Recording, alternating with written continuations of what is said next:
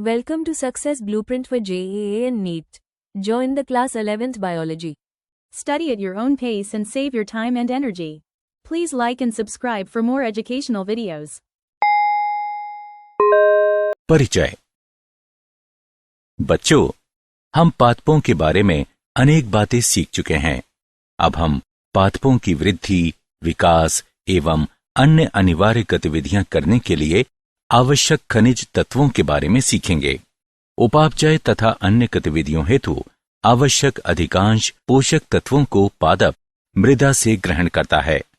मृदा जड़ों को स्थिर होने तथा वृद्धि करने के लिए स्थान उपलब्ध कराती है। ये जल धारण करती है, जिसमें मृदा के पोषक तत्व आयनों में परिवर्तित हो जाते हैं, जिस रूप में पौधे उन्हें उपयोग कर सकते हैं। उदाहरण के लिए पोटेशियम पर्णरंध्रों के खुलने और बंद होने में सहायता करता है। सभी अनिवार्य पोषक तत्वों की उपलब्धता के साथ पौधा भलीभांति जीवित बना रह सकता है। तो इस पूरे मॉड्यूल में हम पादपों हेतु अनिवार्य पोषक तत्वों के बारे में सीखेंगे। उद्देश्य: इस पाठ के अंत में आप निम्न करने में सक्षम हो जाएंगे। पादपों में खनिज अनिवार्यताओं को जानना, अनिवार्य खनिज तत्वों पर चर्चा करना, वृहद एवं सूक्ष्म पोषक तत्वों की भूमिका का वर्णन करना, अनिवार्य पोषक तत्वों की अपर्याप्तता के लक्षणों का वर्णन करना, सूक्ष्म तत्वों की आवश्यकता पर चर्चा करना, तत्वों के अवशोषण की क्रियाविधि का वर्णन करना, विलयों के स्थानांतरण पर विचार व्यक्त करना, नाइट्रोजन के उपापचय का वर्णन करना, पादपों की खनिज अनिवार्यताओं की अध्ययन विधि। चूंकि विश्व की जनसंख्या तेजी से बढ़ रही है, इसलिए हमें खाद्य की मांग पूरी करने के लिए अधिक विश्वसनीय तरीकों की आवश्यकता है। जल संवर्धन ऐसा ही एक तरीका है।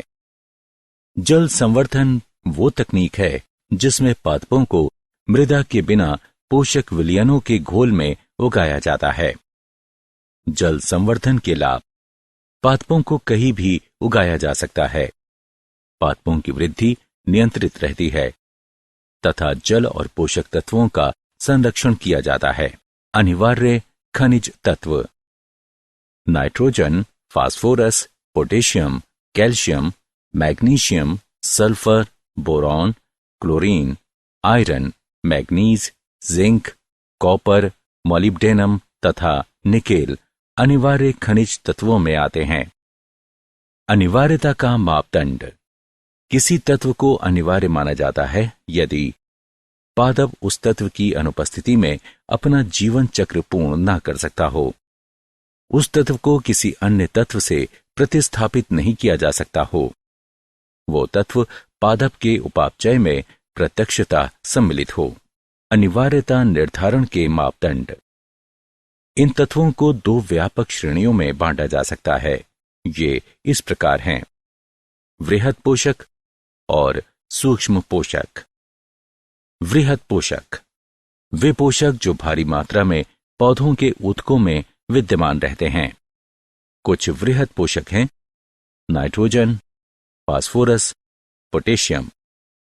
नाइट्रोजन प्रोटीन, क्लोरोफिल और अन्य एंजाइम्स का एक मुख्य संगठक है जो पौधों के जीवन के लिए अनिवार्य होते हैं। फास्फोरस बीज अंकुरण, प्रोटीन निर्माण और लगभग वृद्धि की सभी अवस्थाओं में और पौधों में उपापचय के लिए आवश्यक है। पोटेशियम शुगर, कार्बोहाइड्रेट्स, प्रोटीन संश्लेषण के निर्माण और पौधों की जड़ों और अन्य भागों में कोशिका विभाजन के लिए आवश्यक होता है।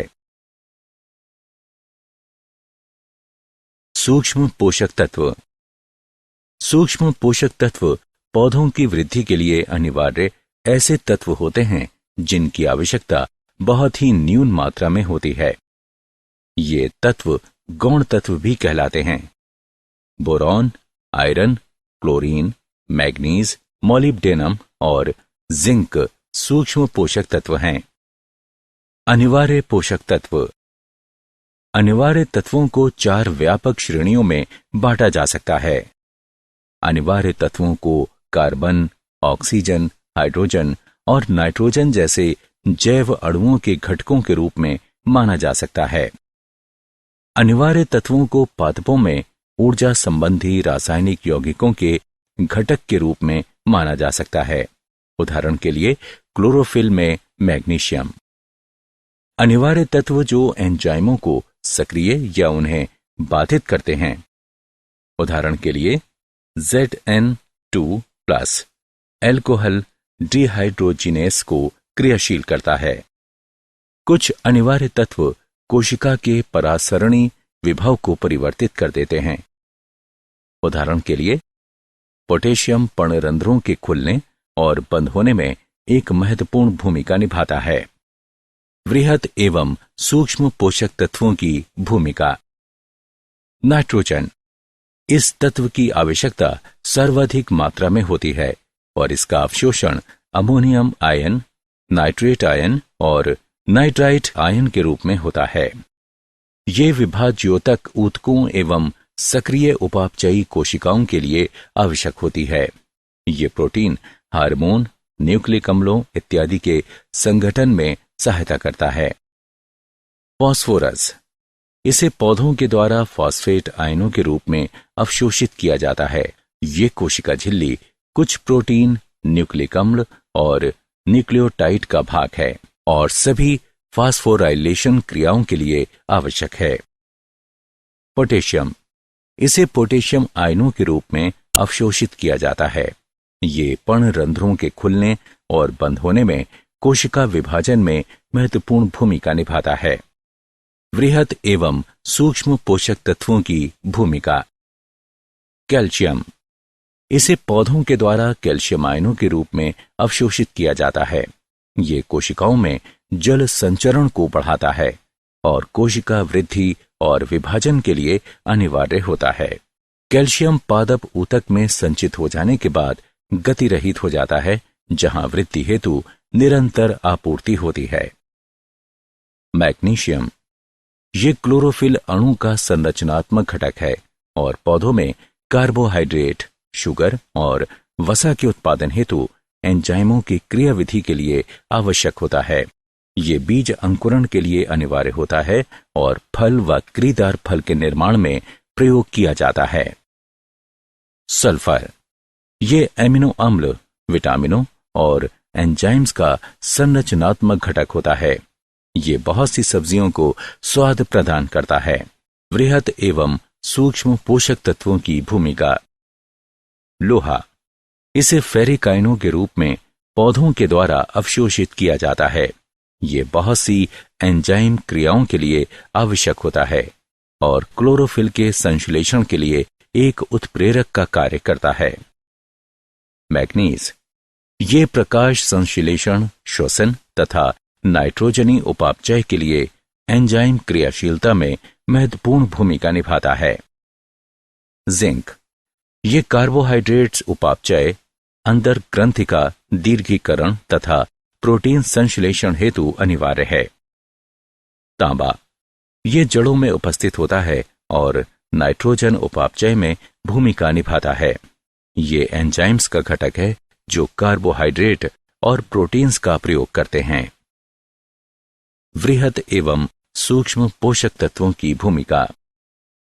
बोरॉन, ये कोशिका भित्ति के निर्माण, झिल्ली, कार्यशीलता के लिए अनिवार्य है। ये पुष्पन, फलन, कोशिका विभाजन तथा हार्मोनों के स्थानांतरण में भूमिका निभाता है। मॉलिब्डेनम, ये नाइट्रोजन को अमोनिया में अपचयित करता है। मॉलिब्डेनम के बिना प्रोटीन संश्लेषण अवरुद्ध हो जाता है और पादप समृद्धि रुक जाती है। क्लोरीन, ये परासरण में भूमिका निभाता है, जिसमें कोशिकाओं तक जल या विलय का संचलन होता है। अनिवार्य तत्वों की अपर्याप्तता के लक्षण। जब पादपों में एक या अधिक अनिवार्य तत्वों की मात्राएं अपेक्षा से कम हो जाती हैं, तो पादप में कमजोर वृद्धि प्रदर्शित होती है और विशिष्ट अपर्याप्तता लक्षण उत्पन्न हो जाते हैं। तत्वों की अपर्याप्तता के कारण पादपों में आकारिकीय परिवर्तन अपर्याप्तता लक्षण कहलाते हैं। महत्वपूर्ण अपर्याप्तता लक्षण निम्न हैं। क्लोरोसिस, हरित पादपों की वो असामान्य दशा जिसमें तने और पत्तियां विवर्ण हरे या पीले पड़ जाते हैं।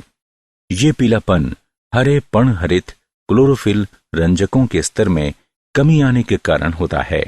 ये अनेक कारकों से हो सकता है। मैग्नीशियम, आयरन या मैग्नीज की अपर्याप्तता एक सामान्य कारक है। अपर्याप्तता के लक्षण। नेक्रोसिस, इसमें पत्तियों के ऊतकों की स्थानीय मृत्यु हो जाती है। ऊतकों की मृत्यु का विस्तार पूरी पत्ती तक हो सकता है। कैल्शियम की अपर्याप्तता के परिणाम स्वरूप पहले तरुण विभज्य योतकी क्षेत्रों में ऊतक मृत्यु होती है, जो शीघ्र ही जड़ों के शीर्ष या नई पत्तियों तक फैल जाती है। बौनापन या अवरुद्ध पादप वृद्धि, इसमें वृद्धि मंद हो जाती है। तना संघनित और छोटा दिखता है। कैल्शियम की अपर्याप्तता की वजह से वृद्धि अवरुद्ध होती है। अंकुरों का मरण, कॉपर की अपर्याप्तता होने पर काष्ठ युक्त या शाकीय पादपों के तनों या शाखों की मृत्यु शीर्ष से आरंभ होती है और धीमी या तेज गति से नीचे की ओर बढ़ती है।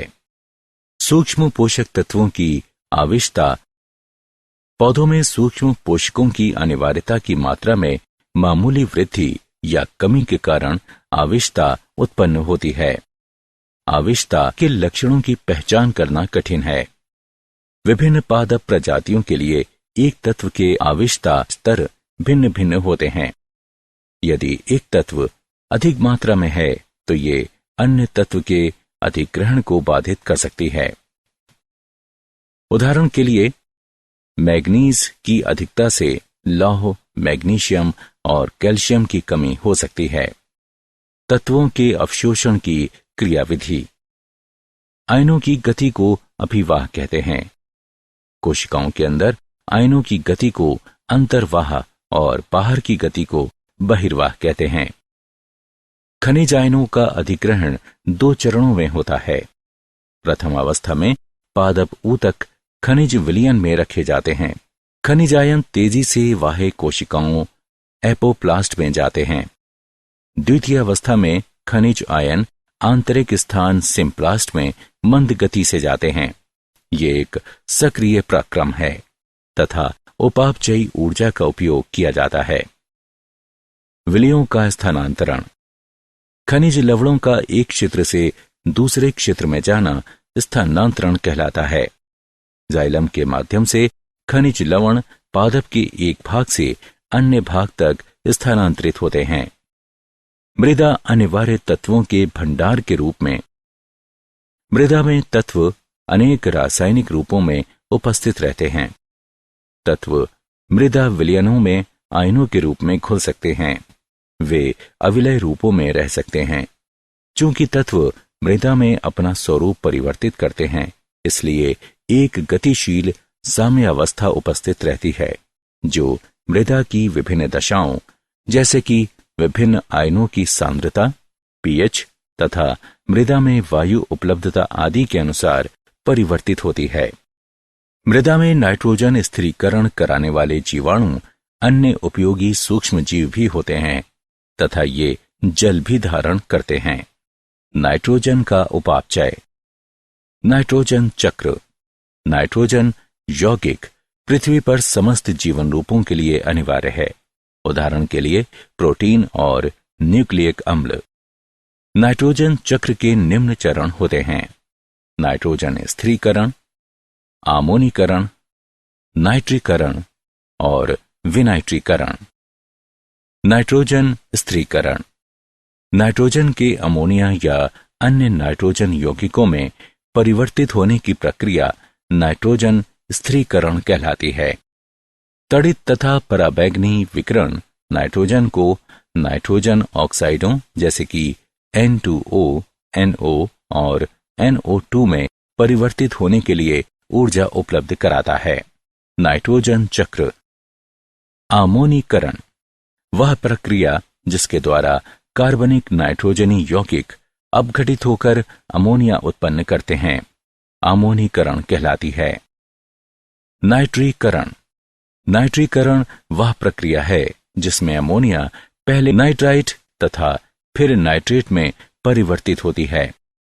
2NH3 प्लस 3O2 देता है 2NO2 plus 2H plus 2H2O, 2NO2 plus O2 देता है 2NO3। यह प्रक्रिया मृदा जीवाणुओं द्वारा संपन्न की जाती है जो रसों स्वपोषी होता है। अमोनिया नाइट्रोसोमोनास तथा नाइट्रोकोकस द्वारा नाइट्राइट में ऑक्सीकृत होती है। नाइट्राइट नाइट्रोबैक्टर द्वारा नाइट्रेट में ऑक्सीकृत होता है। नाइट्रेटों का पादपों द्वारा अपशोषण कर लिया जाता है और नाइट्रेटों के रूप में अपचयित कर दिया जाता है। नाइट्रोजन चक्र। विनाइट्रीकरण। ये वो प्रक्रिया है जिसमें नाइट्रेटों का मुक्त नाइट्रोजन में परिवर्तन या अपचयन होता है। ये स्यूडोमोनास व थायोबैसिलस जैसे जीवाणुओं द्वारा संपन्न की जाती है। मूल्यांकन। आगे बढ़ने से पहले आइए देखें कि आपने कितना सीखा। सही विकल्प को उठाकर उसके संगत स्थान पर रखें। जैविक नाइट्रोजन स्थिरीकरण। जैव नाइट्रोजन स्थिरीकरण वह प्रक्रिया है जिसमें सजीवों द्वारा नाइट्रोजेनस की उपस्थिति में अमोनिया का वायुमंडलीय नाइट्रोजन के रूप में अपचयन किया जाता है। नाइट्रोजन स्थिर कारक जीवाणु स्वतंत्र या सहजीवी जीवन यापन कर सकते हैं। स्वतंत्र जीवी नाइट्रोजन स्थिरक हैं। एजोटोबैक्टर, बेइजेरिंकिया जो दोनों वायवीय तथा रोडोस्पाइरिलम अवायवीय हैं। क्यानोबैक्टीरिया जैसे कि एनाबिएना तथा नोस्टेक स्वतंत्र जीवी नाइट्रोजन स्थिरक भी हैं। सहजीवी जैविक नाइट्रोजन स्थिरीकरण। फलीदार पादप जीवाणु संबंध सहजीवी सहयोग का अच्छा उदाहरण है। फलीदार पादपों में मूल ग्रंथिकाएं होती हैं जिनमें सहजीवी जीवाणु राइजोबियम वायुमंडलीय नाइट्रोजन को अमोनिया में स्थिर करते हैं। ये अमोनिया अनेक जैव अणुओं जैसे कि एमिनो अम्लों, प्रोटीनों, विटामिनों तथा न्यूक्लियक अम्लों के लिए उपलब्ध कराई जाती है। फ्रैंकिया मृदा में रहने वाला एक स्वतंत्र जीवी जीवाणु है जो वायुमंडलीय नाइट्रोजन को स्थिर करता है। ग्रंथि का निर्माण। जब किसी फलीदार पादप का मूल रोम राइजोबियम के संपर्क में आता है तो ये जीवाणु द्वारा स्रावित रसायनों के कारण कुंचित या विरूपित हो जाता है। राइजोबिया विरूपित मूल रोम में प्रविष्ट होता है और मूल रोम के अंदर बहुगुणित होता है। पादप एक संक्रमण धागे द्वारा प्रतिक्रिया करता है जो ऊतकों तक जीवाणु को ले जाने के लिए अंदर की ओर बढ़ता है। पोषक तत्वों के अवशोषण के लिए ग्रंथिकाओं का संपर्क आश्रयदाता के संवहनी ऊतकों से हो जाता है। मूल ग्रंथिकाओं का निर्माण तथा नाइट्रोजन स्थिरीकरण पादप के जीनों और जीवाणु के जीनों के नियंत्रण में होता है। होने वाली अभिक्रिया निम्न है। Nitrogen plus 8 electron plus 8 hydrogen ion plus 16 ATP देता है। 2 NH3 plus hydrogen plus 16 ADP plus 16 PI। Ammonia की नियति। नाइट्रोजन स्थिरीकरण द्वारा बनने वाली अमोनिया एमिनो अम्लों के संश्लेषण हेतु उपयोग की जाती है। एमिनो अम्लों के संश्लेषण की दो प्रक्रियाएं हैं। अपचयित एमिनीकरण। अमोनिया अल्फा कीटोग्लूटेरिक अम्ल से क्रिया करके ग्लूटेमिक अम्ल बनाती है। विपक्ष एमिनन। इस प्रक्रिया में एक एमिनो अम्ल से एमिनो समूह कीटो अम्ल के कीटो समूह पर स्थानांतरित होता है। क्या आप जानते हैं पादपों की जड़ें मृदा में तथा जड़ों के पृष्ठ पर रहने वाले हजारों जीवाणुओं तथा कवकों से घिरी रहती हैं। लाभप्रद सूक्ष्म जीवों की पहचान के लिए पादप अपनी प्रतिरक्षी प्रणाली का उपयोग करते हैं। उदाहरण के लिए, जब पादप राइजोबियम मृदा जीवाणु द्वारा स्रावित काइटिन अणु की जांच करता है तो मूल ग्रंथियां बनने लगती हैं। राइजोबियम जीवाणुओं को अंदर सहजीवी अंगों में प्रवेश करने और पनपने दिया जाता है और वे पादप के लिए नाइट्रोजन बनाते हैं। सारांश। आइए हमने जो कुछ सीखा है उसे संक्षेप में दोहराएं।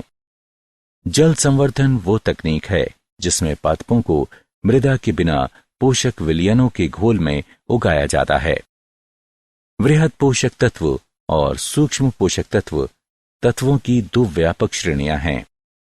वे पोषक जो भारी मात्रा में पौधों के ऊतकों में विद्यमान रहते हैं वृहद पोषक तत्व कहलाते हैं। सूक्ष्म पोषक तत्व ऐसे तत्व होते हैं जिनकी आवश्यकता बहुत ही न्यून मात्रा में होती है। क्लोरोसिस हरित पादपों की वो असामान्य दशा है जिसमें तने और पत्तियां विवर्ण हरे या पीले पड़ जाते हैं। नेक्रोसिस में पत्तियों के ऊतकों की स्थानीय मृत्यु हो जाती है। बौनापन या वृद्ध पादप वृद्धि में वृद्धि मंद हो जाती है। पौधों में सूक्ष्म पोषकों की अनिवार्यता की मात्रा में मामूली वृद्धि या कमी के कारण आविष्टता उत्पन्न होती है। खनिज लवणों का एक क्षेत्र से दूसरे क्षेत्र में जाना स्थानांतरण कहलाता है। नाइट्रोजन चक्र में नाइट्रोजन स्थिरीकरण, अमोनीकरण, नाइट्रीकरण, विनाइट्रीकरण शामिल हैं। For chapter-wise notes, MCQs and mind maps, please visit www.success.org.in or use free mobile app. Please subscribe and like for more education videos. Thank you.